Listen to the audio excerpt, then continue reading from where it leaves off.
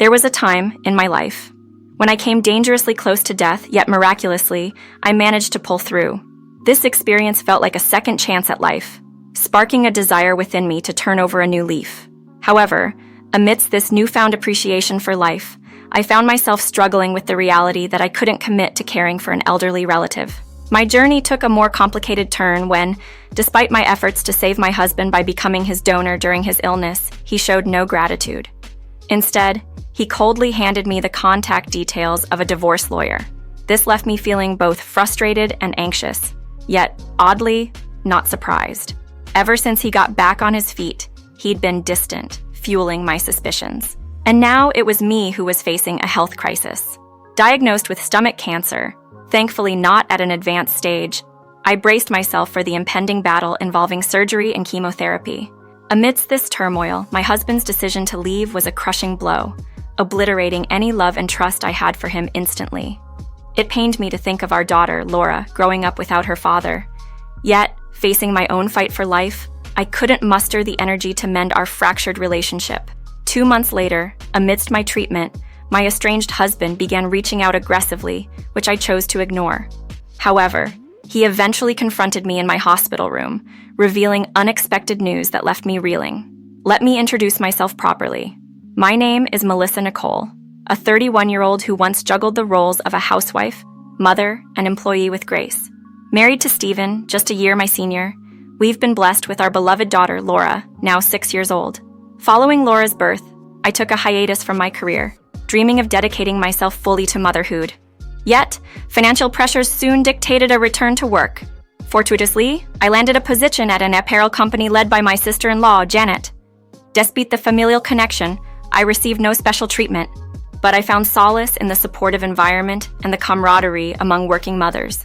This job not only allowed me to contribute financially, but also offered a network of understanding and support, making the daunting balance of work, home, and childcare slightly more manageable. Every morning, I would start my day by preparing breakfast for my husband and making sure Laura, our daughter, had everything she needed. I'd pack my husband's lunch, send him off to work, drop Laura at daycare, and then head to my own job. After work, the routine continued. Picking up Laura, shopping for groceries, returning home to clean, bathe Laura, and cook dinner. By the time I finished Laura's meal, my husband would be home, and I'd quickly prepare his dinner too. After ensuring he was settled with his meal, I'd put Laura to bed. Despite the chows of my daily routine, my husband barely lent a hand with household chores or childcare. Even on days when Laura was ill and I was swamped with caring for her, he would still demand his breakfast without showing any concern. Whenever I asked him to contribute, like doing the grocery shopping because I had to work late, his complaints of being tired from work would end the conversation. Exhausted, I found myself handling everything alone. Our life took a dramatic turn when a company health check revealed concerning results for my husband. He initially resisted further testing, claiming he felt no pain and was perfectly fine, despite experiencing unusual symptoms like unexplained bruises and bleeding gums from simply brushing his teeth. Fearing the worst and considering Laura's future, I urged him to undergo a comprehensive examination. The diagnosis was leukemia, a word that struck fear but also carried a glimmer of hope, knowing that it wasn't a death sentence. Treatments like chemotherapy and bone marrow transplants have enabled many to go into remission and reintegrate into society. Determined to support my husband through his despair and the daunting journey of treatment, I found myself juggling work, household duties, childcare, and hospital visits. The stress and his hospitalization took a toll on him, leading to outbursts directed at me. Although I understood it was his frustration speaking, the relentless pace of my responsibilities left me utterly drained. It was during this tumultuous time that Janet, my sister-in-law and the president of the company I worked for, reached out with an offer. She suggested I move in with her, offering help with housework and caring for Laura. Her gesture was a beacon of support, providing a much-needed respite and a sense of solidarity in our shared struggle. Working alongside Janet, I witnessed firsthand her dedication and hands-on approach to sales. Unlike others, who might delegate extensively, she actively sought feedback directly from the field, fostering an open environment for staff to share their thoughts. This approach not only made her incredibly busy, but also deeply respected. Aware of her workload, I hesitated to accept her offer of help, voicing my concern about imposing on her already packed schedule. If you're overwhelmed, Laura will be the one who ends up suffering. Let me support Stephen in any way I can. You need to lean on those willing to help, Janet insisted, her words firm yet compassionate. Her encouragement brought me to tears, given the weight of concerns for Stephen, Laura, and my own well-being that I carried. Janet's offer came from a place of genuine support. She lived alone in her parents' large house, reluctant to sell it because of the memories it held. It's always felt too big for just me. I'm glad to share it with you and Laura, she said, welcoming us with open arms. Living with Janet proved to be a comforting experience. Her adeptness at managing household tasks lightened my load significantly, providing a semblance of stability during a tumultuous period. Hope surged when it was discovered that I was a compatible bone marrow donor for Stephen. Initially, Janet and I both underwent tests to determine our compatibility as donors. A daunting process, given the slim odds of finding a match outside the immediate family. The news of Janet's incompatibility was disheartening, but learning that I could donate to Stephen brought us immense joy. The process required me to be hospitalized for the bone marrow extraction, a period during which I had to temporarily step away from work and caregiving duties. This placed an additional load on Janet, yet she showed no signs of frustration. I'll do everything in my power to support you through this, so don't worry about anything and just focus on your recovery, she assured me. Bolstered by her unwavering support, I underwent the procedure, confident in the knowledge that Janet would take care of everything else. Following the surgery, Stephen needed to remain in a sterile environment to avoid any infections, while I was soon discharged, eager to return to some semblance of normalcy. Janet's support during this time was invaluable, not just in practical terms but also emotionally, as we navigated the complexities of treatment and recovery together. In the days following my procedure, Janet's generosity allowed me to take a few extra days off work to recuperate. The stem cell transplant we had hoped for Stephen began showing positive signs, and not long after, he was well enough to be moved to a general ward. Our daughter Laura and I visited him there, and his joy at seeing Laura after so long was unmistakable. A nurse shared with us that Stephen was recovering impressively, thanks to his youth and strength. She was optimistic about his return to work if his progress continued at this pace. A few months later, Stephen was discharged. He still needed to convalesce at home, but the burden of managing work, house chores, childcare, and caring for Stephen felt lighter with Janet living with us. Janet, ever the straightforward communicator, gently nudged Stephen towards taking up some household tasks as part of his rehabilitation. Stephen started to pitch in with chores, albeit reluctantly.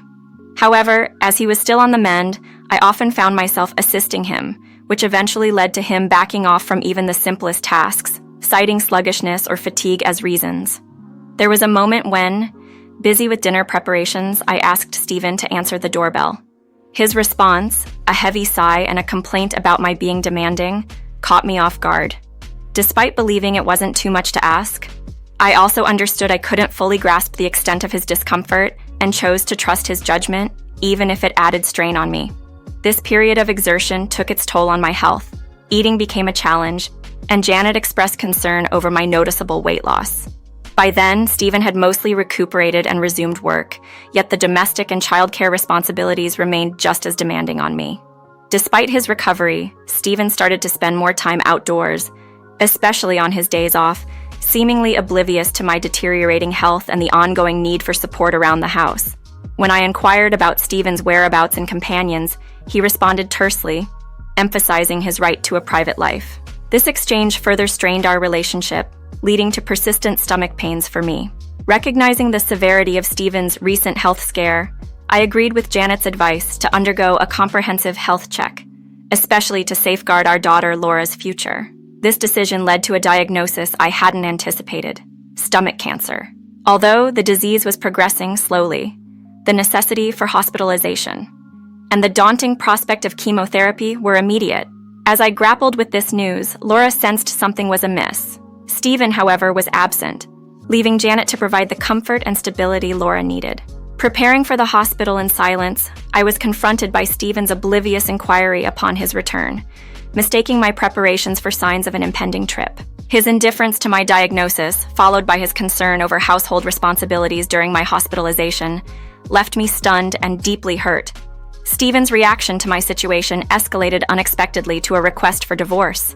His blunt admission that he no longer saw me as a woman, because I didn't wear makeup at home, coupled with his inability to cope with my illness, felt like a betrayal. This was a harsh blow, especially considering my past dedication during his illness and the lack of gratitude for the life-saving donation I made. His words and actions severed the remnants of our bond, leaving me to face my diagnosis and treatment with a heavy heart.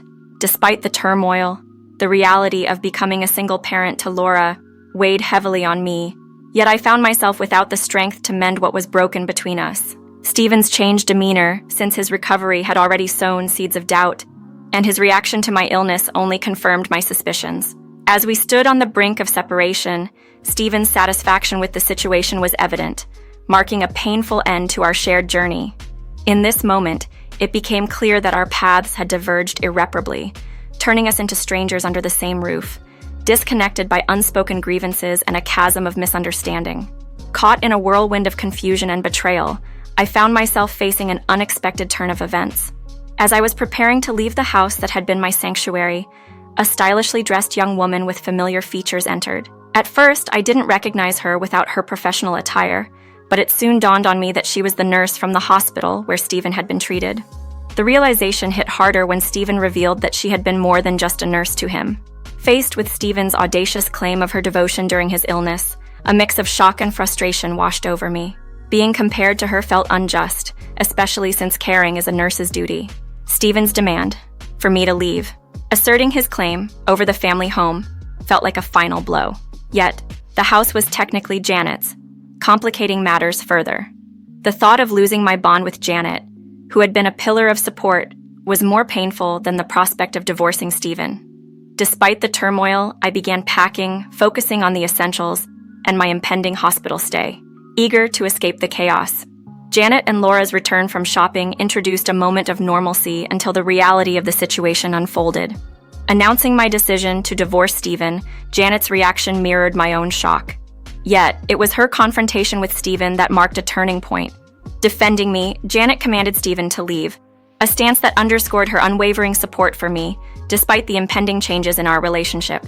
Stephen's departure, followed by his mistress's smug exit, left a bitter taste. Janet's apology and assurance of her continued support, however, offered a glimmer of hope. Despite the dissolution of my marriage, Janet's commitment to standing by me remained unshaken. Now, with Stephen presumably planning to start anew with the nurse, his financial prospects seemed uncertain, especially after his illness. But that concern was no longer mine to bear. As I faced hospitalization, the realization that, although my marriage had ended, Janet's support and kindness would continue, provided a comforting solace in the midst of upheaval. Contemplating my hospitalization, I considered leaving Laura with my parents, but the thought of transferring her kindergarten and adjusting to a new environment worried me. Janet, ever supportive, offered to care for Laura, recognizing the anxiety both separation and change would cause her. With Janet's stable work situation, I felt reassured and decided to entrust her with Laura's care. About a month into my hospital stay, calls from Stephen, now my ex-husband, began appearing on my phone. Choosing to ignore them, the calls persisted. Janet, who visited me, shared that Stephen had also been trying to contact her and even showed up at her place attempting to see me. Janet's advice to disregard his attempts was empowering, reminding me of my worth beyond his realization. Surprisingly, Stephen found his way to my hospital room. His knowledge of my location likely gleaned from following Janet. His unexpected visit was to share that his leukemia had returned, and he was in need of another bone marrow transplant.